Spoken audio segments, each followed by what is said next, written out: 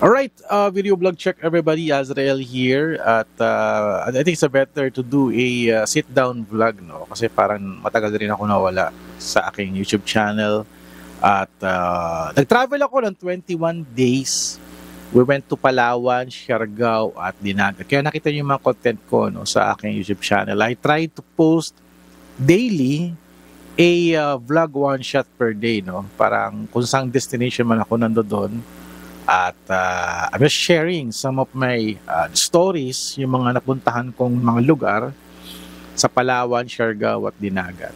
So it's a very long journey tsaka long adventure. Ang dami kong na-shoot na videos, photos. Then if you're tuned into my Facebook page, no, aking Facebook profile, so I posted some photos. Also mga drone shots, no. So by the way, I'm shooting this video using the Fujifilm X-T200. Matagal na rin din ako hindi nakapag-shoot using this camera. Thank you sa isang friend ko na nagbigay ng power juice for this camera. Kasi one of the problem for using this Fujifilm X-T200 pag nagbablog ako is yung battery life niya medyo hindi na kaya niya mag-video. I'm shooting this at 1080p. I think it's 59 or 55 FPS. I'm not sure, hindi ko na maalala. No? Parang bara-bara na lang ako. I'm using a wireless microphones. Nakatakip dito sa aking microphone para mas maganda yung audio. Kasi pag gamit ko yung aking DT microphone, here's the DT microphone, no? At naka-electric fan ako. So may mga husky noises eh. At mas okay itong wireless. Hindi na-capture yung wind. So talagang naka-full tayo, noise reduction. So by the way, sa laptop ko, no, I'm watching the Contrabida Academy sa Netflix. So showing na siya. Kagagaling ko lang sa launching event nila the other night. Kagabi nag-launching sila. So back to my story, no, nawala ako ng 21 days at tawag dito, marami kong backlog for the tech content. So nag-try naman din ako na mag-edit at mag-schedule post, but di na rin din kinaya. Saka super limited din yung aking time to edit. At naiwan ko pa yung hard drive ko dito. Naiwan ko pa. Ay, dala ko pala. Hindi lang ako kumbaga sa 21 days na yun, 2 beses lang ako gumamit ng laptop to transfer my files from my phone, from my 360 camera, action camera, drone din. So yun lang yung aking time to do. So, natapos na yung content, but I'm not yet done for the Palawan, Siargao, Dinagat content. So, mag-i-edit pa ako ng mga final output ko. Siguro, I'll be creating some reels, some documentary style videos, at mga highlights nung aming trip. I'm still very happy to use this Fujifilm camera in doing the sit-down vlog. Ayan, may mga nagre-reklamo kasi na naka-phone daw ako, hindi raw ako gumamit ng mirrorless camera in vlogging. Ayan, gumamit na ako, no, yung mga nagre-reklamo dyan. Pero I will try to do my best kasi I'm using the 23mm f2 lens eh, so medyo tight siya. So pero okay na rin din, mas maganda na rin kasi nakakalayo na ako at the focusing is working properly, tawag dito, face tracking. At yun nga yung problema ko sa Fujifilm camera na to, na Fujifilm X-T200. If I'm using the battery, ito yung battery niya, mabilis maubos yung battery niya pag nag-video ko. Kaya very frustrated ako in using this camera. Yun nga, maraming salamat sa isang friend ko na nagbigay ng power juice na nakasaksak. It's a dummy battery na mayroong wire na nakasaksak sa kuryente. So, kumukuha siya ng power doon sa electric socket sa baba at may dummy battery ako nakapasok to power continuously. But, yun nga, sabi nga sa akin ng friend ko, pwede pa rin daw ito mag-overheat. So, I'll be waiting it para mag-overheat. Wala pa naman ako ng heat ng signal.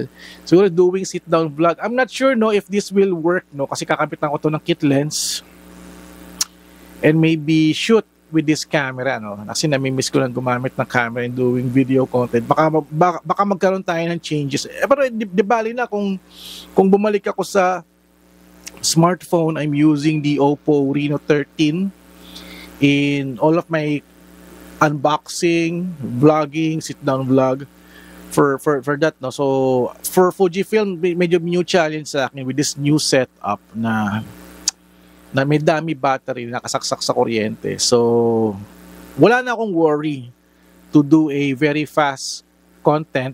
Kasi pag naka-battery, kasi nakikita ko yung battery nagkukulay pula kaagad eh. Nagmamadali ako to do.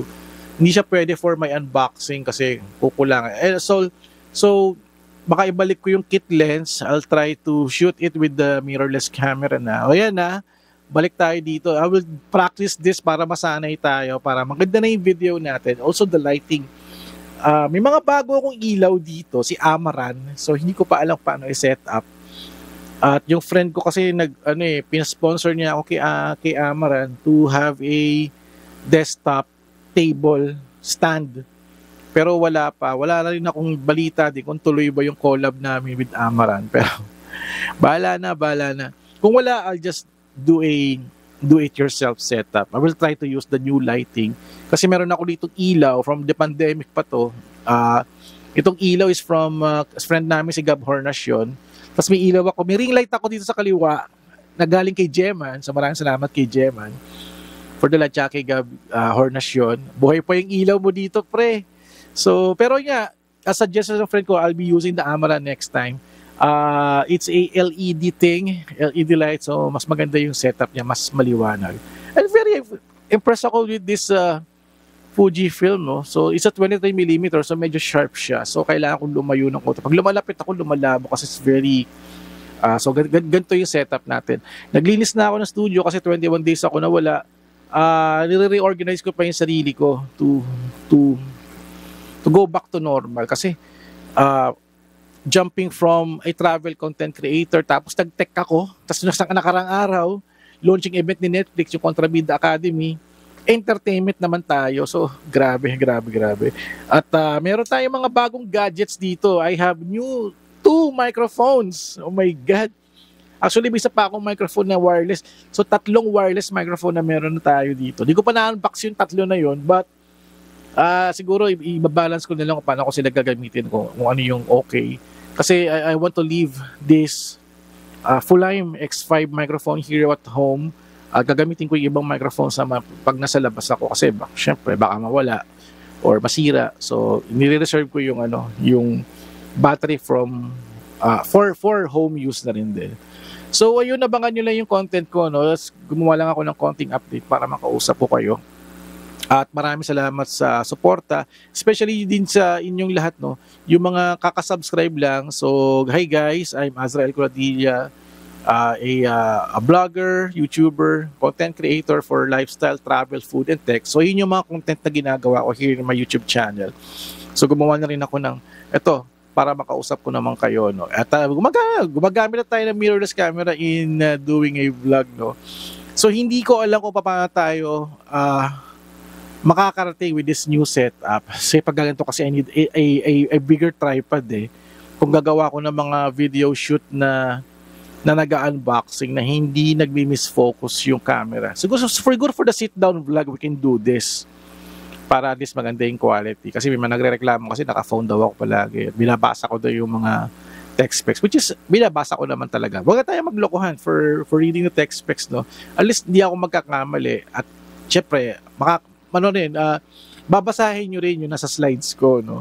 So we're working together to understand yung mga tech na ina-unbox natin, no? So yun, gimmick ko lang naman yun. Maybe soon may magkaroon tayo ng changes, no? Hindi ko pa alam. But we're going there na, So next ko naman is may upcoming trip dito. Mawawala na naman ako ng mga ilang araw. Siguro mga 2 linggo lang, no? Siguro 14 days ulit. Or maybe 5 to 6 days, no? Kasi may mga trip kami, like meron kaming planong trip to go to Romblon. Tapos sa kabilang island, San Agustin. Tapos sa October, it's the Mascara Festival sa Bacolod. At November, I'm going back to November to Palawan for a longer trip na naman. And it's another travel feature, no? So abangan niyo rin din yun. At may mga pahapyaw. I got invited to a Paro-Paro Festival that's in Dasmariñas, Cavite. So hindi ko alam kung kailan yun, no? Kasi kakasend nila ng invite. And also, Alfonso Cavite familiarization tour ng LGU na invite din ako. Pero wala pang concrete details, but babalitaan ko kayo kung sakaling matuloy lahat yun. Ang daming travel content, grabe. At may mga phones pa ako na kailangan i-unbox. At pinangkita akong phones doon na naka-sealed. Ano yun? Kulay dilaw. Hala, I think may mga phones pa ako dito na hindi ko pa nabubuksan yata eh. So madami tayong tech material dito. Naku, Diyos ko. Tabulan na naman tayo, so kailangan ko na itong i-unbox. And parang okay na rin na para stress testing rin din to with the battery. I think I'm vlogging at around almost 5 minutes na ba? 5 minutes na ata kasi 19 minutes na nakikita ko eh. So may countdown, I think mga 25 minutes yung limit nito, no, pag magdadaldal ako, no. So yun ang problema rin din dito. Saving it sa SD card, I'm not sure if it will save properly. Pero sure ako na okay naman yan, no. So ito yung setup ko para tayo nagbibideo, okay. Mas prefer ko to kasi para mas malapit tayo sa mouth ko yung microphone. At kahit meron akong electric fan na malakas dito, hindi naririnig sa microphone kasi naka noise reduction tayo. At meron tayong wind dito parang windproof na para sa microphone. Pati tinanggal ko kasi to, ayan, maririnig nyo yung ingay. So balik natin to. So ayan, wala na yung ingay, no. So 18 minutes na, I think parang 25 minutes na minus to 18 minutes na, no? So okay, I guess okay na to, no, for a quick talk. At balitaan ko kayo. Abangan nyo lang din yung mga content ko, no. We're going back to normal at for sure is may mga content tayo na mga bagong smartphones na ilalabas. Also maybe, ano pa ba? Yeah, marami tayong dito, gamit dito.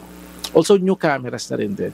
At sige, magpapatuloy na ako manood ng Contrabida Academy. So namit ko yun si Eugene Domingo tsaka si Barbie Fortesa sa event ni Netflix kagabi. So napakasaya, no? Napakasaya. At tutuloy ko na yung panonood ko. At maraming salamat for watching my video. This is just a quick hi, hello video para sa inyo lahat. Para makita nyo naman ako na hindi tayo puro content. So I really miss doing content here at home. Pero yun nga, travel is super fun. The entire environment sa mga isla is your studio. Hindi tayo nakapaggawa ng content dun eh. Pero maybe next time. Kasi yung mga gadgets kasi ginagamit ko. Like the drones.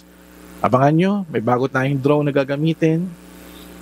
Marami tayong tech na gagamitin for the next trip. So maybe next time, I'll do another episode, no, i-feature ko yung mga gadgets na ginamit ko para at least, well, sharing. Wala pa naman ako nakikita. Ayan, nakita ko na. Overheating na yung camera. So I'll end now my video here kasi magsha-shutdown to pag nag-overheat siya. So 16 minutes mark before, para almost 10 minutes yata tayo. No? Yun yung sinasabi ko, yung problema ng camera na to. Alright, so thank you guys for watching. So don't forget to subscribe, like, and comment. And I'll see you guys at the next video vlog adventure. Thank you so much for watching this sit-down vlog. As nakakausap ko yun. At although my camera is now overheating. Alright, Fujifilm X-T200. Baka naman, palitan nyo na yung camera ko, no? Or else, babalik tayo na smartphone. Alright, thank you at kita kits. Bye-bye!